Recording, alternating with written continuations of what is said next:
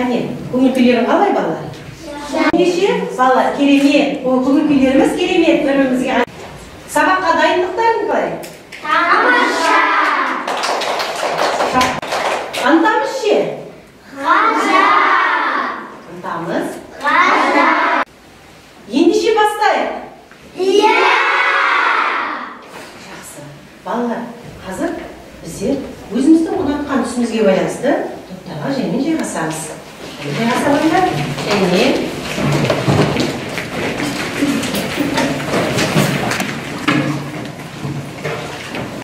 Сіздерге мақала қойдым. Бізде балалар, бүгін мақала өтіледі. Сабақ бастамастық қане, соған бойша көз сызып шығайықшы. Енді балалар, әркім орнымыздан тұрып, әр топ берілген мақалдарды ары қарай жалғастыруымыз керек. Ақылдастық топта өзіміздің тұсымызға барып, мақал тауып алайық әуелі. Тауып алайық. Топтарыңызға барыңдар, топтарыңызға. Аяқта жазуға тырысыңыз.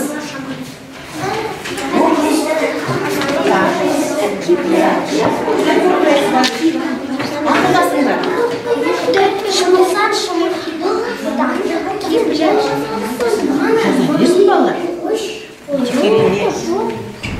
Әке жазып сайын.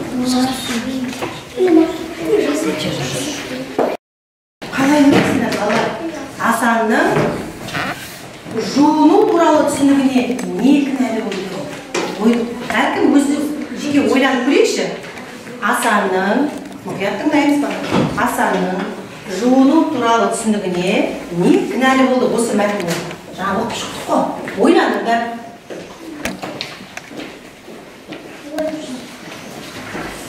Асанның жуыну туралы түсінігі. Басында болды ма оның түсінігі? Не кінәлі болды екен балалар? А? Өте жақсы. Тағы? Ол лас болып келді. Лас болып келді. Апатайны кешіміз, апасыны шешіміз. Ал тағы ойланамыз. Жуыну туралы түсінігіне не кінәлі болды? Енді не сіздерге балалар?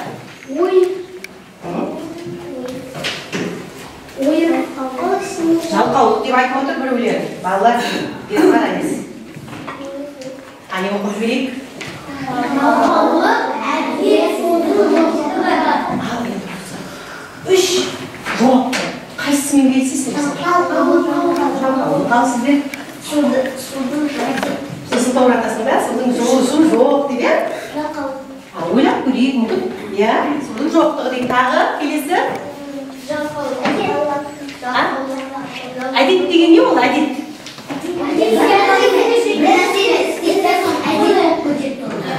Әдет болып кетеді. Сонда Асан әдетке айналдырған бекен, сол қолының таза жүрмеуі, лас жүруі. Ал әдетке айналдырған екен жақсы. Ал судың жоқтығы бұл жерде сылтау бола ма? Жақсы. Ал енді балалар, осы қай жауапты бізді мақұл деп аламыз? Қай жауапты біз? Не екен балалар? Асан не болып тұр сонда? Қандай болған? Жалқау болған екен. Асан жалқау болған екен. Асан түзелді ме? Оны кім түзелді деп ойлайсың? Анасынан басқа Асанды не түзелді? Анаша. Балалар, енді ойланыңызшы. Ойланып көріңізші. Балалар, енді сіздердің алдарыңызда топта айна берген. Бүгін біз балалар түске байланысты отырдық. Және түске байланысты айна берген. Қазір мындай тапсырма. Топта жаймен жалғастыра отырып, айнаны қолымызға аламыз, сағаттың тілімен. Әр оқушы қарап, өзінің тазалығына бүгінгі, мұқият денесінің күтіліміне қарап, смайликпен баға береміз. Алдарыңызда смайлик бар. Әркім өзіне. Жалғастырамыз айнаны.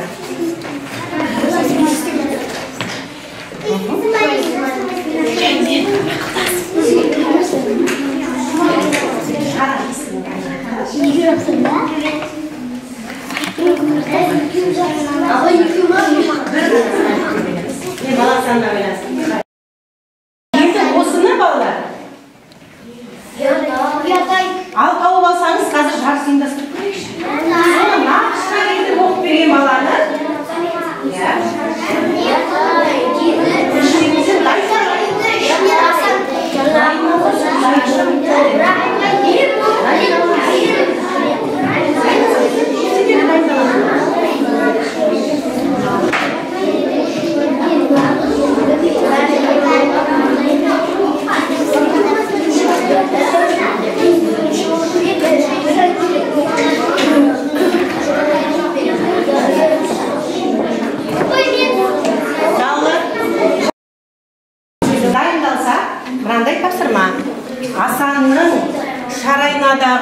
сипаты. Балалар. Әр топтан, бір ғана оқушыдан біз баға береміз. Смайлик тапсыруларыңызға болады. Немесе бармақпен баға бересіз. Ал оқымаған балалар оқысын. Кім бері оқиды? Ішкі ойын, Асанның ішкі ойын. Мадина. Кім оқысын деді? Райым. Келесі. Ал Ажар.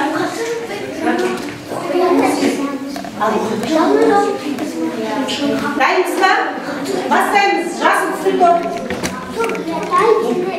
Балалар, сіздер баға бересіздер, тыңдаңыз. Шашым қобырап не болып кеткен. Нағыз жігіт осындай бола ма? Әлде де дауысын қалай оқу керек еді? Жақсы. Ал Дулат оқиыншы. Ядай деді ішінен тырнағым өсіп шашым. Деді ішінен деген қажет па бұл жерде? Тек қана Асанның ішкі ойын ғана оқыңдаршы балалар. Тырнағым өсіп шашым қобырап не болып кеткенмін? Нағыз жігіт осындай бола ма? Жақсы. Баға беріп жіберейік. Мына топқа. Өте жақсы. Ал Смайлик сендер. Жақсы. Келесі. Оқи ойын Райым. Ұятай, тырнағым өсіп шашым қобырап не болып кеткен?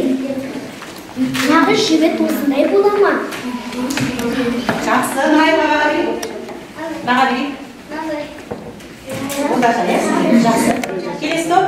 Ажар. Қобырап не болып кеткенмін? Нағыз жігіт осындай бола ма? Аман. Ал қандай баға береміз? Ажарға. Баға берейік Ажарға. Өте жақсы. Мына топтан. Ал оқымыш. Ятай деді ішінен тырнағым өсіп шашым қобырап не болып кеткенмін? Нағыз жігіт осындай бола ма?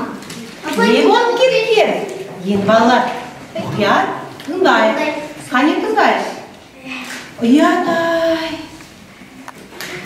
Тырнағым өсіп, шашым қобырап. Не болып кеткен? Нағыз жігіт осындай бола ма? Ұнады ма балалар? Қане баға беріп көріңізші? Осындай баға беріп оқу керек балалар. Енді балалар, келесі тапсырма. Біз балалар өз бейнемізді жаңа неден көрдік? Айнадан. Енді ойланып көріңізші.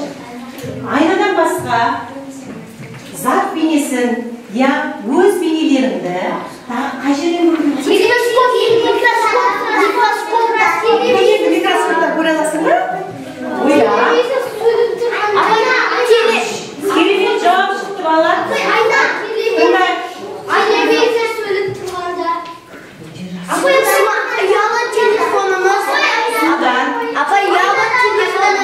Ұялы телефонымыз сөніп тұрғанда. Тамаша.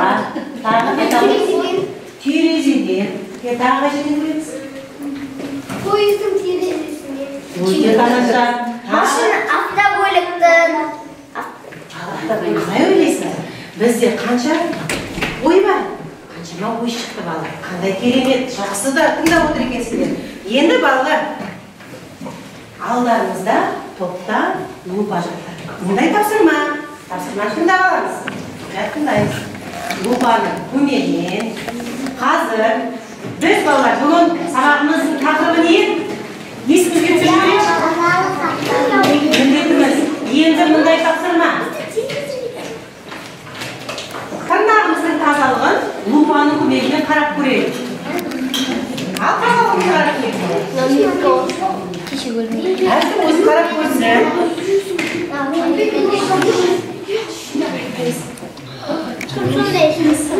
Жақсы. Балалар, қарадық па? Байқадық па? Қандай кімнің не жауабы бар? Өте жақсы. Тап-таза керемет екен. Өте жақсы. Тап-таза екенсіңдер. Енді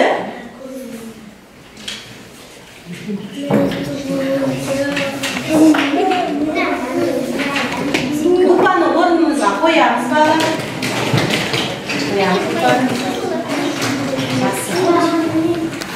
Енді балалар, сендерге бүгін тағы бір жаңа тың қызықты мәлімет берген. Бұл мен сізге осы аспапта әкеліп отырмын. Бұл балалар, көргендерің болса, микроскоп дейміз балалар. Бұл микроскоп. Енді микроскоп деген не екен балалар? Оқулықтың 74-ші бетін ашып көреміз.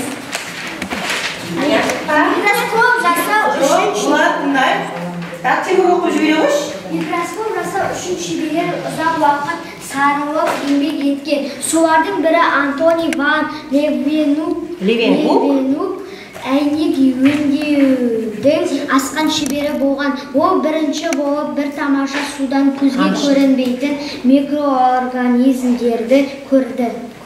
Өте жақсы. Балалар, микроскоп сонда қандай заттарды көрсетеді? Микроскоп, микроорганизмдер. Микроорганизм дегеніміз балалар. Ол тағы не деп айтамыз? Күнде айтып жатамыз ол біздер. Микробтар деп айтып жатамыз, солай ма? Енді балалар, микроскоп сол микробтарды қарайтын аспап екен. Оны ең алғаш ойлап тапқан ғалым кім екен? Антони ван Левенкук. Жақсы. Енді балалар, бұны бірнеше мәліметпен танысып. Байқасаңыздар, микроорганизм өте ұсақ денелер көрсетеді. Жаңа біз лупаның көмегімен тырнағымызды қарадық, еш нәрсе таппадық.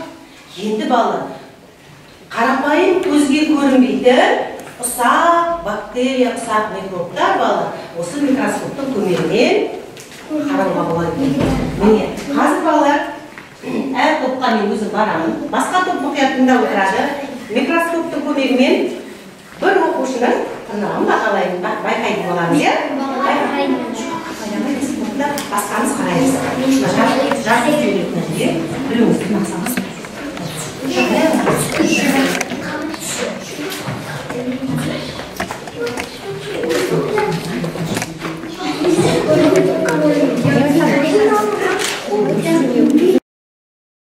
Телескопқа қараймыз. Бір күшті қараймыз. Басқамыз жоқ.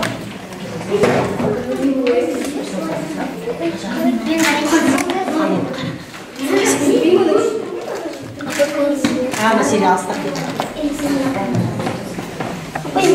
Көрдің бе? Бар ма бір деген? Әппақ сызықтары бар. Дұрыс айтасың. Мына тырнақтың ұсақ микроорганизмдер міне. Қараңыз. Өзің тырнағын. Апай, мен көрейін. Жастырамыз. Расыл қандай? Расыл қандай болды балалар? Жақсы. Жақсы түсіндім деген. Жайме.